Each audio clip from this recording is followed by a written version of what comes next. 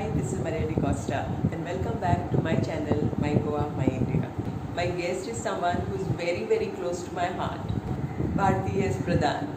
She's a journalist, writer, film critic and author. Bharti gave me my first break in film journalism and I'm glad I started working under her because Bharti is a great teacher and I learnt a lot of valuable things under her leadership. Hi. When you hear the name Maria DaCosta from Goa, what do you think of? You think of Wendell Rodrigues, you think of Mario, you think of Vibinka, you think of Vindaloo, you think of Remo Fernandez, but you don't think she knows anything about Hindi film stars. And that's what Maria DaCosta taught me, not to stereotype people. Because she was such a surprise package that when she came to us the first time, I just didn't think she would know everything about Hindi film stars. I thought, she might say, "Humko Hindi nahi aata hai," but she's not that kind of stereotype, as I say. She was full of surprises. She knew what she was talking about. Apart from being a very, very good writer, very perceptive because she was able to find out, get good copy and also get a little perspective into somebody's personality, would go beyond the interview. So I found that she had all the traits to make a good reporter and that's why she was a delight to work with. I'm so glad we worked together in Showtime because we all became a family and Maria became a part of my family. As a film journalist, you meet a lot of film stars and you become friends with them. And then you don't want to write anything bad about them. Even if they've done bad acting, you don't want to mention it because they are your friends. The first and the foremost lesson that I learned from Bharti is you have to be true to your profession and you have to be very objective. Bharti is a no-nonsense, straightforward person. And if she believes in you, she's going to fight for you against anybody in the world, no matter what. Who the hell do these people think they are? May I please? Yeah, Bharti, you can, and Sambit also can reply, and Sambit will reply. May I start? Okay, may I start? Yeah. Okay, may I start then? Yeah. Okay, let me start. First and foremost, I don't belong to any cabal. I'm not here as a spokesperson for any Everybody party says that. or any group. I don't agree all the time with Jaya Bachchan. I don't always agree with Kangana either. I have my own opinions based on the facts that I know. First and foremost, as far as Jaya Bachchan is concerned, I don't interpret it the way you have.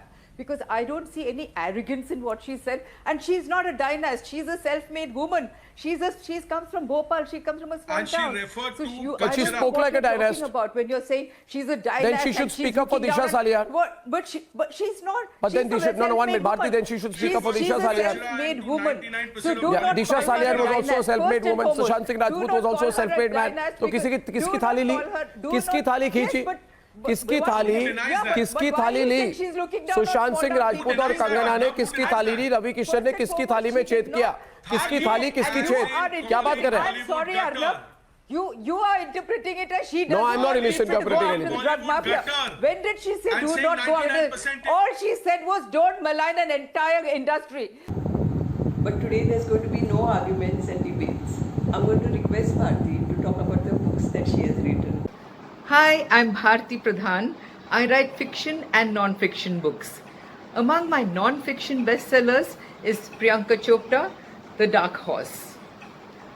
When my publisher Ajay Mago of Om Books International and his chief editor Deepak Chaudhary and I were throwing ideas around on what my next book should be, I came up with the idea of doing one on Priyanka Chopra. Unlike my previous book on Shatrughan Sinha, which was an authorized biography, this time I wanted to do it differently. I didn't want to get Priyanka officially on board.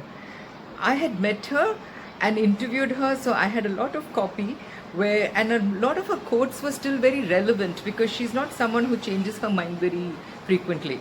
She, whether it was on Twitter, on social media, or on how she, on her career, she was more or less on her father. Her quotes were more or less the same. Her views were consistent. So nothing about my interviews with her was outdated. Therefore, I could use a lot of that stuff in my book. The reason I didn't want to bring Priyanka officially on board was simply because I knew I was doing a very positive book on her.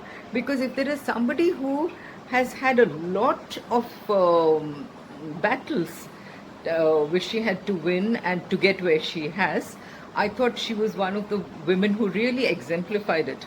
Therefore, I was very keen to do this book. At the same time, I wasn't very sure whether she and her entourage around her would really understand what I was up to when I at the initial stage. So I decided I would just do the book, and I knew it was nothing. There was nothing defamatory about it because it is actually a laudatory book and not defamatory.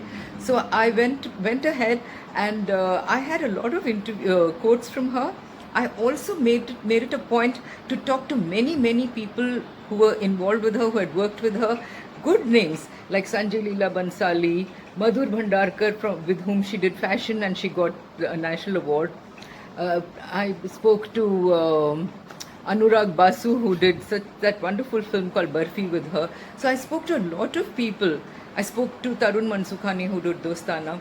So I spoke to a lot of people, Manish Malhotra, who gave me some wonderful copy. So, I spoke to people who had worked with her and people who knew her and who were able to throw light on how she's become the success she is. And I also spoke to people who were involved with her career initially, like Sunil Darshan, who had done Andaz with her. I spoke to Anil Sharma, who did a film with her right at the beginning. He was the first person. So there were a lot of people I spoke to who were able to give me excellent copy on her, and obviously very highly credible people who gave me credible copy. They were all on tape. So when I finally did the book, it was a book where I said everything I had to say about her, right from, how a nose job of hers went wrong and she lost a lot of films right at the beginning of her career, right from there to, say, a relationship that went wrong, but how she was able to pick herself up and get going, just dust off and get going every time something set her back. I thought that made a wonderful story. And that's why I wrote this book called The Dark Horse, which sold very well. It was one of the best sellers, and my publisher was very happy with it. The best thing about the book was that when I sent the book to Priyanka's mother, Madhu, she sent me a message saying, I'm savoring it by reading a little bit every night. It's by my bedside. And when she finished reading the book, she sent me another message saying, I wish it hadn't got over. So I thought that was a compliment. It also showed that they understood. It was a positive book on her, on how to win, on how to be a winner.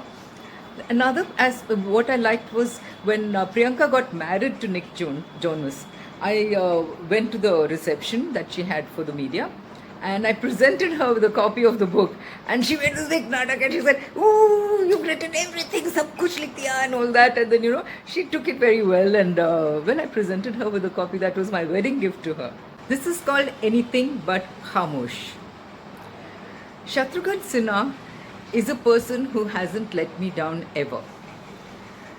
Many years ago, publisher Nari Hira, he and I were talking about which celebrity in India would make an interesting and an honest biography or an autobiography.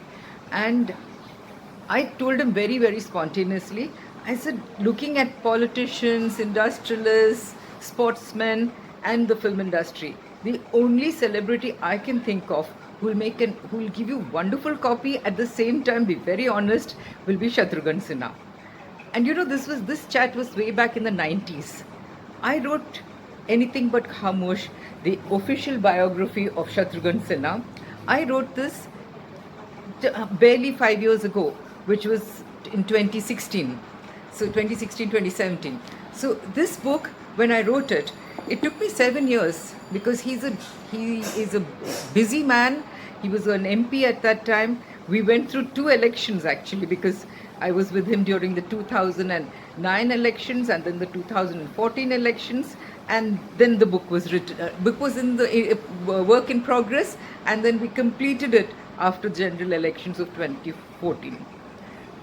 Shatrughan Sinha exemplifies a person who is a self-made man in 2 fields, 2 very difficult fields, because whether it's films or politics, you have dynasties And the stakes are so high. There are many more entrants wanting to enter the field than there is room in that little world. So you have too many people wanting to break in and not that many seats available. So for him to have broken into both worlds and made such a name for himself, both politically and in the film industry, I thought spoke very well for him, and his story would be an inspiration for many, many people. In the film industry, yes, for a person with scars on his face who refused to change his name, he still called himself Shatrughan, which was a difficult name. It didn't come easily it wasn't easy on the tongue. So and this man was there, guy from Bihar. Nobody from Bihar had become such a big actor earlier. And he came in as he did small roles, and then he became a villain, and then he became a hero. So I thought that was a wonderful journey and a good story to tell. Apart from that, he was in politics. He's the first film star in India who made it to the central cabinet. He was a full-fledged cabinet minister in Vajpayee's time. So that again was a success story.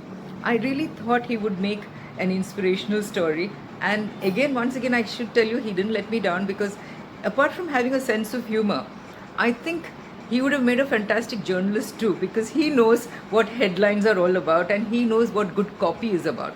So right from the beginning to the end, it's a no-holds-barred biography where he has spoken so wonderfully. And I also spoke to a wide spectrum of people about him, and he had no problems with my writing the negative as well as the positive about him, which is why this is a wholesome book, which I think anybody, even if you're not interested in politics or in films, I think it's a book which would interest a whole lot of people, because there's just so much more to it than just the story of one man. This is a book called Cola, Scars and Communal Harmony. Take a good look at it, because I'd like to tell you a little bit about the cover, which would summarize what the whole book is about. This is Salman Khan, and he's got two of his nephews by his side. One is the son of his brother Arbaz Khan, and the other is Sohail Khan's son. Let me tell you a little bit about these kids. Salman himself is the product of a Maharashtrian mother, a Hindu mother, and a father who's a Muslim. So he's a Hindu-Muslim mix. The two nephews that he has posed with on the cover, one is Arbaz's son, whose mother, Malaika, is a Catholic, and the other is Sohail, his son. His mother is Seema, who's a Hindu. So you have it all there. You have Amar Akbar Antony, all of them represented in that one photograph, and it's from one family. It was this family actually that prompted me to write this book, because I thought to myself, if you can use celebrities to sell colas and cars, then why not use their stories, their real life stories, to sell something as important as communal harmony. I wrote this book way back in 2003, which means more than 17 years ago, and it's relevant even today. It's really surprising, because so many journalists who were friendly with Salman used to go to his house and would talk about the food there. They would talk about his clothes, but they never spoke about the secularism that you could see. The moment you entered the door, you found a Ganpati in their house. You found so many little, Salman himself paints Jesus Christ very well. And you have so many little giveaways that tell you what this whole family is about. And I just wondered why nobody wrote about this aspect of this family. It's really started with that. So then I spoke to Salim Khan, I spoke to all the brothers, I spoke to all the daughters-in-law, I spoke to Malaika, I spoke to Seema, and I got exclusive copy from everybody on how this family actually practices communal harmony. And it was a revelation for me, and I think for the whole world too, because after my book came out, every year, every journalist and every newspaper would start talking about how secular this family is, and how they celebrate Ganpati, and how they also celebrate Christmas, and how they also have Eid parties. Now, why didn't anybody write about it earlier? All of them used to go to his house many more times than I went. So I just thought it was a very important aspect of the film industry which I had to bring out. And I'm glad I wrote this book called Kola, Scars and Communal Harmony. After Salman Khan's family and Salim Khan, I went to meet Shah Rukh Khan because I thought that was another wonderful family where you had Gauri and him. They were living under the same roof. They hadn't converted each other. They were two religions living under the same roof very amicably. They were not at each other's throats. And Shah Rukh told me some wonderful things, like how his son Aryan, who was a kid at that time, would say Ganpati Allah because he was brought up knowing both gods, both religions. He was exposed to both. I just thought this was such a wonderful aspect of the film industry to sell to the world. And like I said, if they can endorse products, then why not endorse something as important as communal harmony? So that's how this book started, and I'm glad to say it was a bestseller. More than anything else, I think it introduced an aspect of the film industry to readers and to the public that people were unaware of. Thank you, Bharti, for taking time out to do this interview. And friends, if you like this interview and want to know about such Bollywood stories, then please don't forget to like, share, subscribe to my channel. Thank you.